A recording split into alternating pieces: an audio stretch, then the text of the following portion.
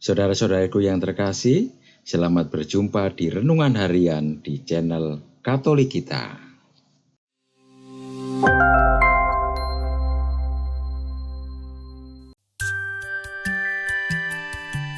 Hari ini, Rabu, 1 Mei 2024, Pekan kelima Paskah.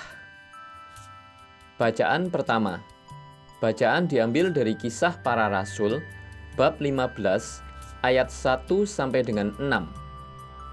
Sekali peristiwa, beberapa orang datang dari Yudea ke Antiokhia dan mengajarkan kepada saudara-saudara di situ, "Jikalau kamu tidak disunat menurut adat istiadat yang diwariskan oleh Musa, kamu tidak dapat diselamatkan."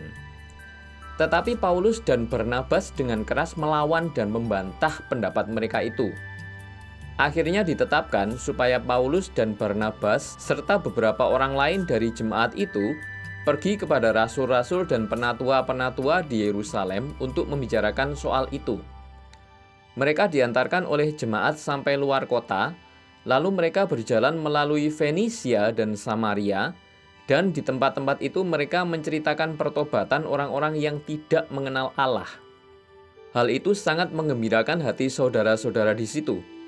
Setibanya di Yerusalem, mereka disambut oleh jemaat dan oleh rasul-rasul serta penatua-penatua, lalu menceritakan segala sesuatu yang dilakukan Allah dengan perantaraan mereka. Tetapi beberapa orang dari golongan Farisi yang telah menjadi percaya datang dan berkata, "Orang-orang bukan Yahudi harus disunat dan diwajibkan untuk menuruti hukum Musa." Maka bersidanglah rasul-rasul dan penatua-penatua untuk membicarakan soal itu. Demikianlah sabda Tuhan. Syukur kepada Allah.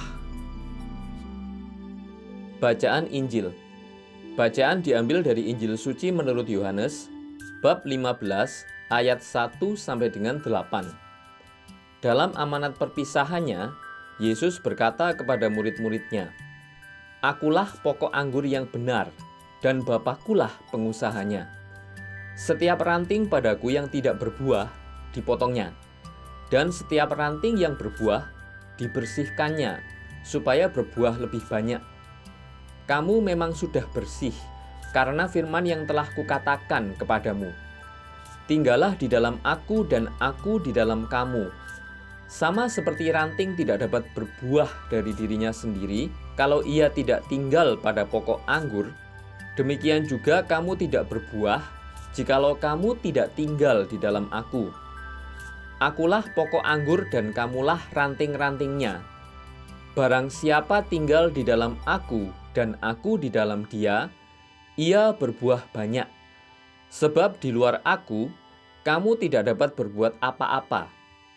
Barang siapa tidak tinggal di dalam aku, ia dibuang keluar seperti ranting yang menjadi kering, kemudian dikumpulkan orang dan dicampakkan ke dalam api, lalu dibakar. Jikalau kamu tinggal di dalam aku, dan firman-Ku tinggal di dalam kamu, mintalah apa saja yang kamu kehendaki, dan kamu akan menerimanya. Dalam hal inilah Bapa-Ku dipermuliakan, yaitu jika kamu berbuah banyak, dan dengan demikian kamu adalah murid-murid-Ku." Demikianlah sabda Tuhan. Terpujilah Kristus. Keintiman relasi dengan Kristus memampukan kita menghasilkan buah-buah berkat dalam hidup. Semakin jauh relasi kita dengan Kristus, maka akan semakin sulit bagi kita untuk bertahan hidup dan berbuah. Oleh karena itu, marilah kita secara terus-menerus memperbaiki kualitas relasi kita dengan Yesus Kristus, agar kita sanggup menghasilkan buah-buah berkat dalam hidup kita. Santo Yusuf Pekerja. Santo Yusuf adalah santo yang tidak terlalu banyak dituliskan dalam kitab suci. Namun perannya sangat besar bagi perkembangan dan pertumbuhan juru selamat kita, yaitu Yesus Kristus. Gereja Katolik merayakan Hari Raya Santo Yusuf pada 19 Maret. Namun gereja juga memperingati Santo Yusuf Pekerja pada 1 Mei bertepatan dengan Hari Buruh Internasional. Pada tahun 1955, Paus Pius ke-12 menetapkan pesta Santo Yusuf Sang Pekerja agar memupuk devosi yang mendalam kepada Santo Yusuf di antara umat Katolik. Pesta ini menekankan keteladanan Santo Yusuf sebagai pekerja, meskipun dalam darahnya mengalir darah bangsawan.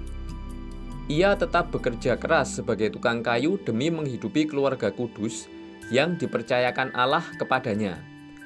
Bukan hanya sederhana, ia juga taat kepada kehendak Bapa. Pada saat ia ingin menceraikan Maria tunangannya secara diam-diam, malaikat Tuhan datang kepadanya lewat mimpi dan mengatakan bahwa ia harus mengambil Maria menjadi istrinya, karena anak yang dikandung oleh Maria berasal dari Roh Kudus yang akan menjadi penyelamat dunia. Santo Yusuf adalah figur yang cocok bagi gereja dan dunia, yaitu sebagai model yang bekerja di belakang layar demi kepentingan dan keselamatan umat manusia. Ia tidak terkenal, akan tetapi dengan tulus dan setia mengabdi serta melayani Maria dan Yesus. Yusuf yang mempunyai profil seorang tukang kayu, bekerja keras untuk menghidupi keluarganya. Ia adalah pelindung para pekerja. Dalam ensiklik Rerum Novarum, Paus Leo ke-13 merefleksikan peran Yusuf sebagai pekerja. Yesus belajar bekerja dan melayani dari sang ayah Yusuf. Kita juga patut berdoa untuk para pekerja yang mendedikasikan tenaganya, dirinya, serta seluruh hidupnya bagi umat manusia. Banyak negara menyisihkan 1 hari dalam setahun untuk menghormati para pekerja atau buruh. Hal tersebut guna meningkatkan martabat dan penghargaan atas kerja. Gereja memberikan kepada kita seorang teladan mengagumkan bagi para pekerja, yaitu Santo Yusuf. Refleksi. Permohonan apa saja yang diminta kepada Santo Yusuf akan dikabulkan. Barang siapa percaya dapat memohonnya. Dia adalah ayah dan pelindung yang membantu saya dalam kesulitan yang membahayakan jiwa saya. Saya mengalami pertolongan selalu lebih besar dari yang saya harapkan. Kutipan dari Santa Teresa Avila. Tulisan oleh Frater Covin Lumban Gaul Okarm. Menjadi warga politis bertuhan. Iman Kristiani tidak pernah mengenakan suatu kerangka kerja yang kaku pada masalah-masalah sosial dan politik. Karena alasan ini, orang-orang Kristen harus menolak posisi-posisi dan kegiatan-kegiatan politik yang dijiwai oleh suatu perspektif utopis yang berpaling dari tradisi iman biblis sampai sejenis visi kenabian tanpa Tuhan, membuat buruk penggunaan agama. Dari seri dokumen gerejawi nomor 65, Peran serta umat Katolik di dalam kehidupan politik, artikel 7. Marilah kita berdoa. Ya Yesus, Engkaulah pokok anggur yang benar, dan Bapamulah pengusahanya.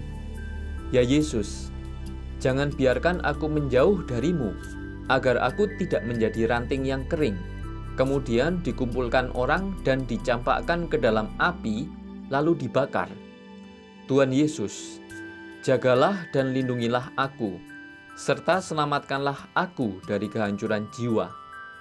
Amin. Saudara-saudari yang terkasih, terima kasih atas kebersamaannya dalam renungan harian ini. Kita jumpa lagi di renungan harian berikutnya. Berkah dalam.